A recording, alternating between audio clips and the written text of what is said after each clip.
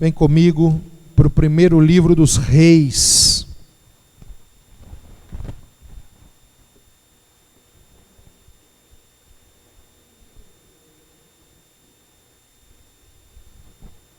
Primeiro livro dos Reis, capítulo 19. História conhecida. Primeiro livro dos Reis, capítulo 19. Nós iremos ler o verso 9, a parte A do verso 10, depois o 13, a parte A do verso 14. Texto interessante. Primeiro livro dos Reis, capítulo 19, versículo 9. Diz assim, preste atenção. Ali entrou numa caverna, onde passou a noite, e lhe veio a palavra do Senhor dizendo: o que você está fazendo aí, Elias? O que fazes aqui, Elias? Versículo de número 10. Respondeu ele: tenho sido muito zeloso pelo Senhor, o Deus dos exércitos. Verso de número 13. Diz assim: ouvindo a Elias, envolveu o rosto na capa, e saindo, pôs-se à entrada da caverna. Então lhe veio uma voz que dizia: o que você está fazendo aí, Elias? Que fazes aqui, Elias? Respondeu ele: eu tenho sido zeloso, em extremo, zeloso pelo Senhor Deus dos exércitos. Amém? Só esse texto, vamos orar. Em nome de Jesus, feche seus olhos.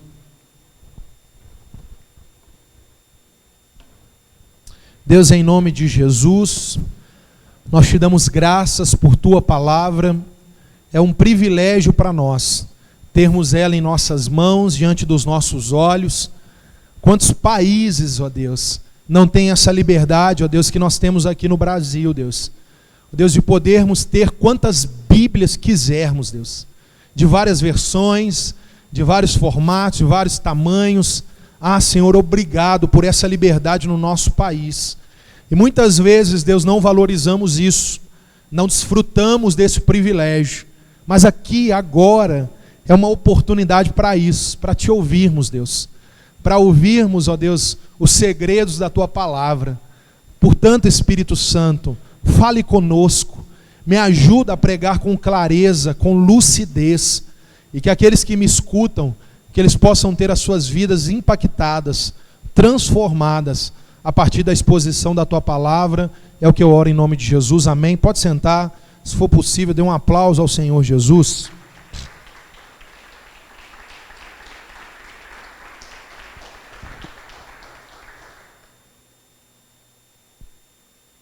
Irmãos, eu quero muito a sua atenção, porque nós só temos meia hora. Então, só meia hora para você me ouvir e Deus falar ao seu coração. Eu quero falar a você sobre este tema: encontrando Deus na solidão. Meus irmãos, isolamento social é uma palavra que está muito na moda, né? Uma palavra muito presente. Isolamento social tem sido uma instrução, uma direção constante que nós temos visto sendo dada às pessoas. Só que o isolamento social, ele é muito terrível, especificamente para nós, seres humanos, porque nós somos seres relacionais. Somos seres que dependem uns dos outros, completamente dependentes uns dos outros. Eu sei que tem gente que gosta de bater no peito e falar que não gosta de gente, que não gosta de estar no meio de gente, que não gosta de se envolver com gente. É legal falar isso, às vezes as pessoas se acham diferentes, mas a realidade da essência humana é que isso é uma mentira. O ser humano, ele precisa se relacionar. E aqui, meus irmãos, na Bíblia, existem inúmeros personagens que passam por momentos de isolamento social. Essa palavra, esse termo, ele não é tão novo. Mas na Bíblia existem personagens que por vezes precisam se separar dos demais. E esses momentos de solitude, de solidão, acontecem coisas maravilhosas, histórias, narrativas que nos ensinam bastante. Eu cito, por exemplo, o caso clássico de Jacó. Só quando ele se isola da sua família, fugindo do seu irmão, é que a Bíblia nos conta que ele tem um encontro com Deus. Aquela visão maravilhosa de uma escada, anjos subindo, anjos descendo, e o Senhor no alto dessa escada. Ou seja, o isolamento proporciona a Jacó um encontro com Deus. Lembra de Moisés, cercado de muitas pessoas no palácio, crescendo dentro da cultura e do ensino do Egito? Mas é só quando ele vai para o isolamento, ele vai para o deserto, ele ainda está cheio de pessoas, mas é só quando ele está de fato isolado, sozinho, no Monte Horebe, é quando ele tem um encontro com o Senhor, numa sarça que ardia e não se consumia. Tem outros casos, José, distante da sua família, isolado socialmente, Davi na caverna. Nós temos a história de Daniel, por exemplo, isolado dentro de uma cova, e ali ele tem um encontro com Deus, vê o cuidado de Deus. Ou seja, eu aprendo, meus irmãos, que por vezes o isolamento é uma chance do homem ouvir a Deus, Deus chamando ele para se relacionar com ele. E nós estamos vivendo um momento de pandemia. Nós estamos num cenário de isolamento social. E eu não sei como você tem enfrentado, como têm sido os seus desafios, mas a minha proposta aqui hoje à noite é: onde Deus entra nesse negócio? Onde Deus entra nessa equação? Quando a crise toma conta, quando a crise nos empurra, quando a desesperança bate a porta, quando a morte quer se sobrepor à vida, o que Deus faz? Quando a gente é obrigado a se esconder, a se isolar, a se trancar, quando a vida nos empurra para isso, o que Deus faz nessa hora? Onde Deus entra nisso? Como Deus se relaciona nesses momentos? Essa história fala sobre isso. Será que a minha solidão, ou o meu esconderijo, ele me esconde de Deus? Será que a minha solidão é um lugar tão vazio que o próprio Deus não consegue ir lá? Será que é isso? Não. Esse texto aqui vai mostrar para nós que não há caverna escura que a luz do Senhor não possa iluminar. Não há buraco profundo que as mãos do Senhor não possam entrar. Esse texto está inserido na história de um dos homens mais espetaculares da Bíblia. É a história do profeta Elias. A história dele é bonita porque ele aparece do nada. Eu gosto disso. Alguém que de repente Deus levanta. Alguém que ninguém contava, daqui a pouco está ali fazendo a obra de Deus. Isso é fantástico. Elias é esse homem. Ele surge num cenário. E o cenário era o pior possível. Porque quem estava sentado no trono era o rei Acabe. E você conhece o rei Acabe, eu preguei dele aqui na igreja. Ele é um dos piores reis da história de Israel. É um rei terrível, idólatra, assassino, promíscuo, casado com uma mulher tão ruim quanto ele. Ele é feiticeiro, ele é um agoreiro, ele é adorador de Baal. Acabe é o rei do momento. Aí Elias surge. E eu preciso te lembrar que chuva era tão, obviamente, mais essencial naqueles dias do que nos nossos. Se hoje é, quanto mais naqueles dias. Chuva era um tesouro. Chuva era algo que, de fato, revelava a sobrevivência humana.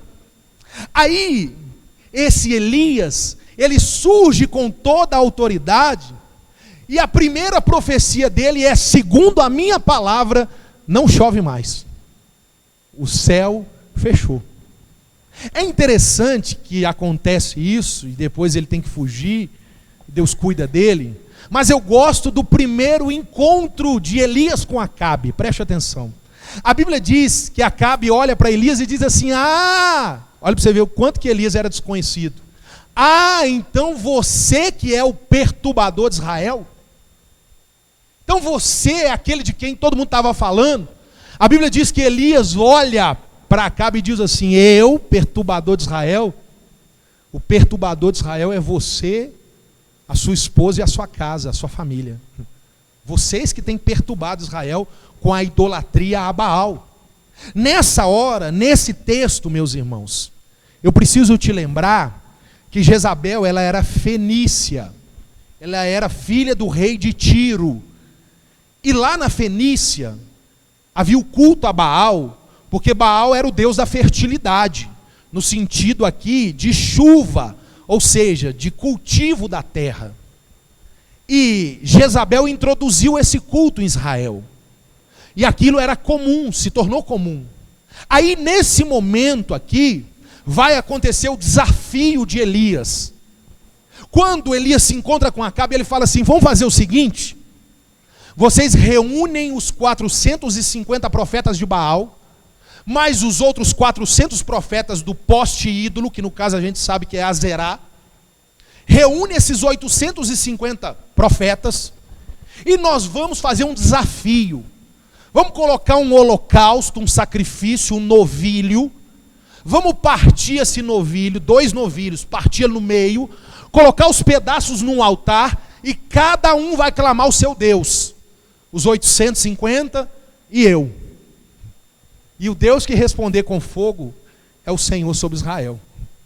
O texto diz que os profetas de Baal e de Azerá começam primeiro. E eles clamam, eles gritam. E quando dá meio-dia, o Elias vai lá e fala assim, o texto diz, e ele zomba deles: grita mais alto. Quem sabe o Deus de vocês não está em viagem, ou ocupado demais, que não pode ouvir vocês. Grita mais alto. O texto diz que aqueles homens começam a se rasgar em sacrifício, implorando para que o Deus deles venha, e não vem. Meus queridos irmãos, olhe para cá. Depois que eles desistem, Elias vai à frente, e o texto diz que ele pega 12 pedras, que representavam as 12 tribos. Ele vai restaurar o altar, ele vai colocar o holocausto. E note, a Bíblia diz que ele pede para trazer 4 cântaros, cheios de água, tesouro. E ele manda derramar a água por 3 vezes, os 4 cântaros, olha a quantidade de água. 3 vezes derramada em volta do holocausto. Imagina o povo olhando aquilo. Esse cara é doido. Derramando esse tesouro, essa preciosidade em tempo de crise. Eu preciso parar para aplicar. Você já viu que as nossas buscas ao Senhor são constantemente criticadas por aqueles que não conhecem ao Senhor?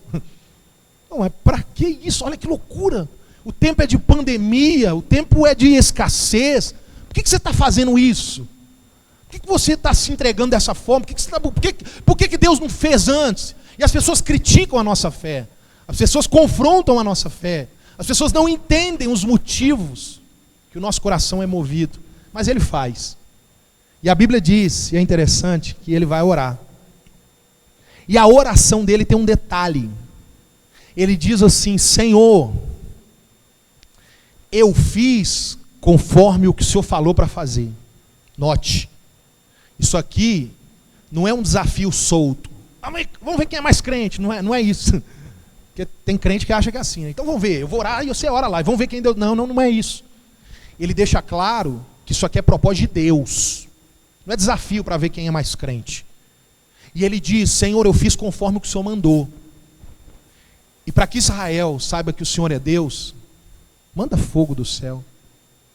O texto diz que o fogo desce, consome o holocausto, consome a água do holocausto. Nessa hora Elias fica cheio de coragem. O texto diz que todo Israel se prostra no chão com o rosto em terra, dizendo: só o Senhor é Deus. Só o Senhor é Deus. Os 850 profetas de Jezabel são assassinados. E Elias avisa para Acabe: olha, pode ir. O texto, você conhece a história, uma pequena nuvem do tamanho da mão de um homem, mas é o sinal de que a chuva de Deus vai descer. A crise está acabando. A crise está acabando sobre a nação, porque agora nós vamos entrar numa crise particular. O problema da chuva está sendo resolvido, mas o texto vai expor para nós um problema de coração. Eu entendo que Deus está fazendo muito isso nesse período que nós estamos vivendo essa pandemia. Deus vai resolver, Deus está resolvendo, Deus está agindo de misericórdia. Mas a pandemia é uma oportunidade para Ele trabalhar em muitos corações. Existem crises maiores que não estão por aí, que não são curadas com álcool gel ou outras coisas mais. Precisa de um encontro com Deus, precisa de uma palavra de Deus. O texto diz que quando Jezabel fica sabendo o que aconteceu, ela manda um recado. Ela manda dizer para Elias: em 24 horas, olha isso, 24 horas, vai acontecer com você igual aconteceu com meus profetas. O texto diz, aí eu vou para o capítulo 19, o verso 3, diz assim: Elias teve medo e correu para salvar a sua vida. Olha isso. Homem de Deus, profeta de Deus, que acaba de orar a Deus e o fogo descer. Um capítulo depois, esse homem tem medo. Sabe, irmãos, não é vergonha em tempos de crise você expor a fragilidade do seu coração. Deus permitiu essa situação para mostrar para muitas pessoas o quanto a vida é frágil, o quanto a nossa fé é vacilante, o quanto que a gente pode orar aqui num domingo à noite e no segunda-feira ter uma notícia ruim, a nossa fé vacilar. A gente tem medo, a gente foge, a gente se esconde. Só que aqui ele ainda está acompanhado. Mas o final do verso é o meu detalhe. Diz assim: e aí, quando ele chegou em Berseba, ele deixou ali o seu moço, pronto. Isolamento social, absoluto. Lockdown, né? Agora sim. Totalmente. Não tem mais ninguém com ele. Ele está sozinho. E aqui, meus irmãos, é que é o dilema. Um homem sozinho, ele pode ser um canal para a manifestação de Deus, experiências inexplicáveis, mas ele também pode ser alguém seduzido pelo seu coração a cair nos maiores erros, que ele vai se arrepender para sempre. O texto diz que Elias faz uma oração quando ele está sozinho. Ele não orou quando ele estava acompanhado, ele vai orar agora, dizendo: Deus me mate, quero morrer. Note como é instável esse homem. Ele não queria morrer, para que ele fugiu para salvar a vida? Ele tinha garantia de morte em 24 horas. Por que então que ele não esperou? Por que então que ele não ficou lá esperando e agora ele ora para morrer? Esse homem está com o seu coração, a sua mente instável. As ameaças da vida roubou o equilíbrio. Ele não sabe mais o que quer. E note, mais uma vez, esse é o problema das crises internas. Ela afeta o nosso equilíbrio, a nossa moderação. Em algum momento a gente quer uma coisa, em outro momento a gente quer outra. Nós somos oscilantes, inconstantes. Queremos e não queremos, desejamos e não desejamos mais. Elias é esse homem. Meus queridos, diante disso, eu pergunto para você: será que nós também não temos vivido dias de ameaça? Estamos todos aqui de máscara, passamos álcool gel na mão, e não é só por determinação, é porque ninguém quer pegar o vírus, porque nós estamos sob ameaça, diariamente. Ameaça sobre a nossa vida financeira, de não saber o que vai acontecer. Será que a ameaça, o que ela faz com a gente? Com Elias, ele ficou desequilibrado. Ele perdeu a moderação. A notícia chegou e abalou as estruturas. Ele entrou em colapso. E nós? Como é que você tem reagido às notícias? Quando as notícias chegam, como que você reage? A sua boca fala uma coisa e o corpo quer outra coisa, como é que é? Embora você quer continuar sendo sensato, as suas atitudes expressam a sua sensatez? Elias, ele vai fazer algo nesse momento. algo que muitas vezes é necessário nos momentos de crise. Sabe o quê? Não é orar. Não é ir para o monte. Não é colocar pano de saco. Não é andar descalço. Ele vai dormir e comer. Tem momentos de crise que a solução não está nas coisas transcendentais. A solução está numa boa noite de sono, colocar a cabeça no lugar, se alimentar direito, avaliar como é que você está enfrentando o problema. Porque muitas vezes nós buscamos solução que vem a partir de um anjo com a bandeja de ouro. Só que esse anjo aqui, embora ele vai trazer alimento, a instrução dessa é: come e dorme. Come e dorme. A gente precisa entender isso.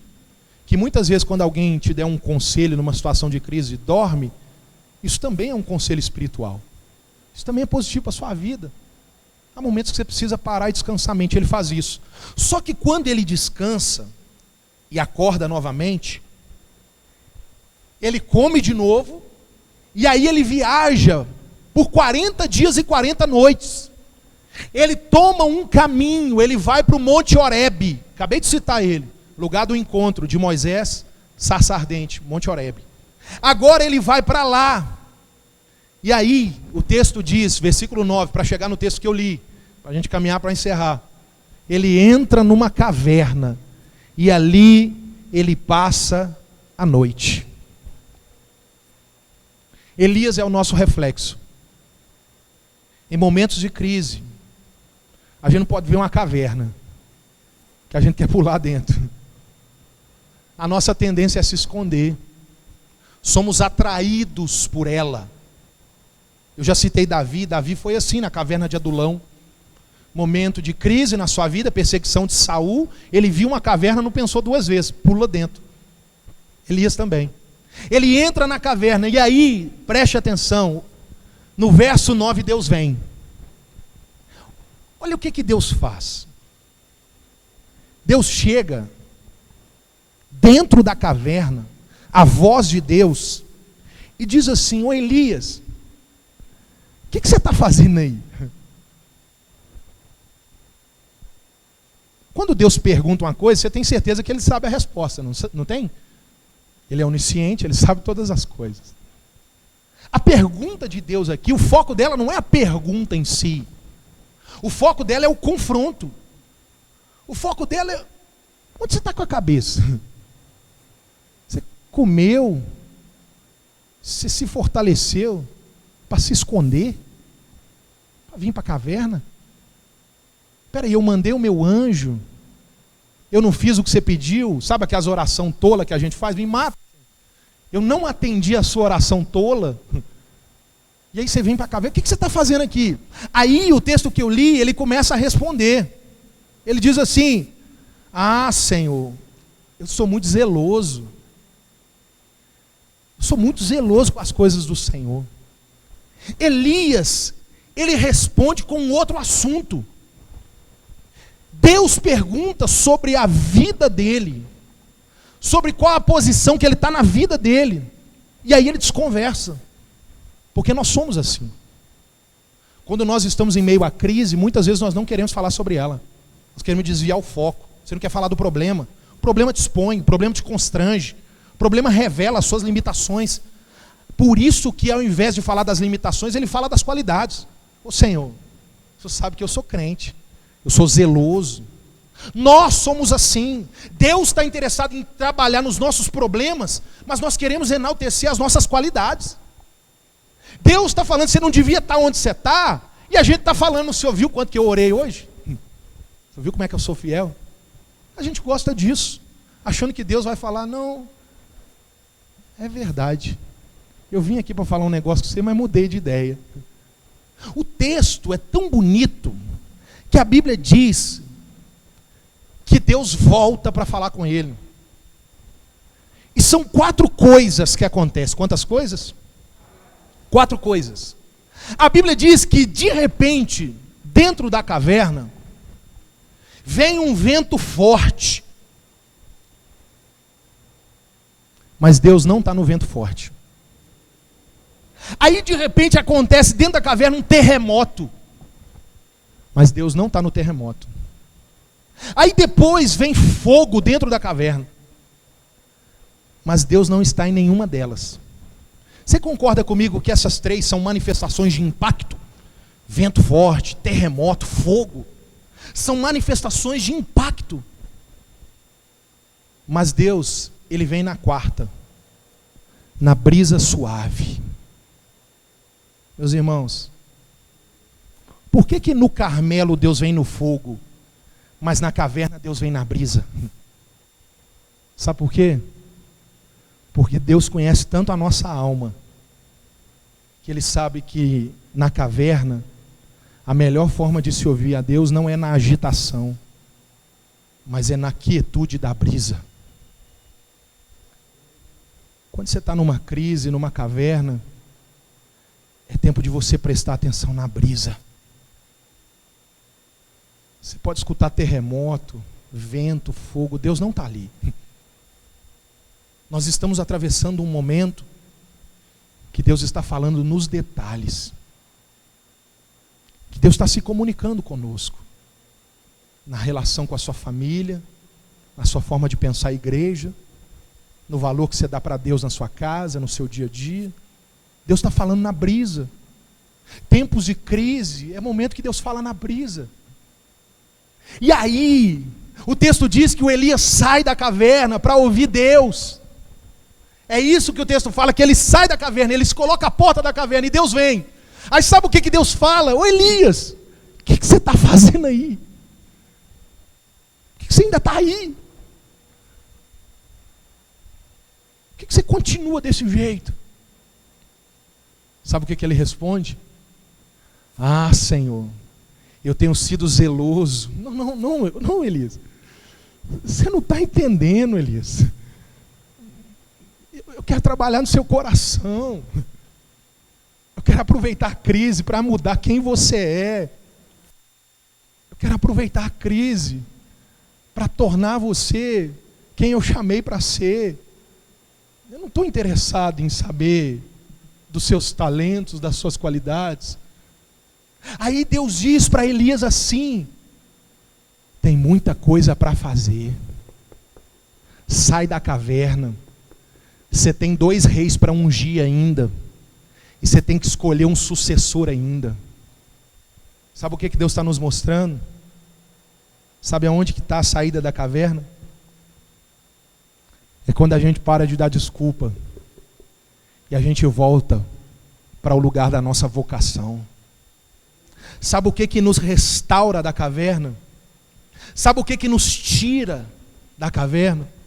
A palavra-chave que aparece aqui é quando Deus diz assim: volta pelo caminho do deserto. Volta. Você enfrentou 850 profetas. Você viu o fogo descer do céu. Mas você precisou da caverna para me conhecer. A pandemia é uma oportunidade para conhecer o Senhor, irmãos.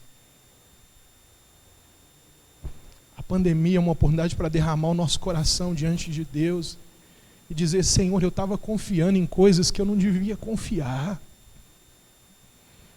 Senhor, eu achei que o meu dinheiro, a minha saúde, a minha beleza, o meu conhecimento, eu achei que essas coisas eram suficientes.